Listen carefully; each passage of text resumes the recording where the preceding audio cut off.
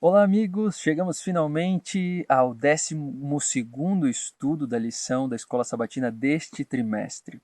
E agora, no penúltimo estudo desta série, nós vamos lidar um pouco com passagens bíblicas difíceis. Não especificamente com elas, né?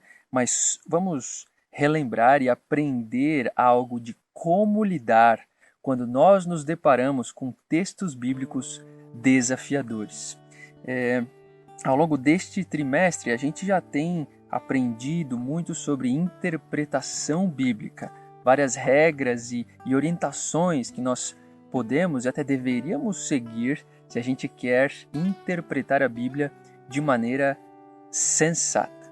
E é muito interessante ver esse texto do apóstolo Pedro, o nosso verso para memorizar, que nos mostra que já naquela época o próprio apóstolo Pedro encontrava algumas coisas difíceis de ler, né? Ele dá o exemplo de alguns escritos de Paulo e isso me faz perceber que se naquela época eles já enfrentavam algumas dificuldades em ler certos textos difíceis e complicados da Escritura, quanto mais hoje, eu e você que estamos distantes dos escritores, milhares de anos, né? Uma cultura totalmente diferente, nós falamos outra língua, né?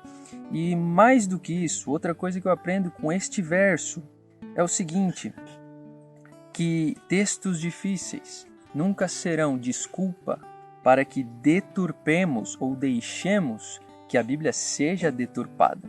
É isso que Pedro está falando, né? Eles são difíceis algumas vezes, mas isso não quer dizer que eles são impossíveis de ser compreendidos, tá certo? Então vamos com essa mentalidade juntos durante toda esta semana, né?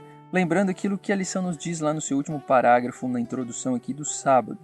Não devemos permitir que um pequeno número de textos difíceis enfraqueça a nossa confiança na fidedignidade e autoridade da palavra de Deus como um todo, já que, como todo, nós temos condições de entender muito da Bíblia e, em sua maior parte, ela é composta por textos mais simples e claros que nem demandam tanto esforço assim para serem compreendidos. Então eu te convido a ficar comigo e a gente estudar juntos essa semana toda essas orientações de como fazer para lidar com textos difíceis e não só isso. Ao final de cada dia eu vou selecionar uma passagem difícil e possivelmente problemática da Bíblia para nós estudarmos juntos e buscar a sua interpretação com base na Escritura. Tá certo? Que Deus te abençoe.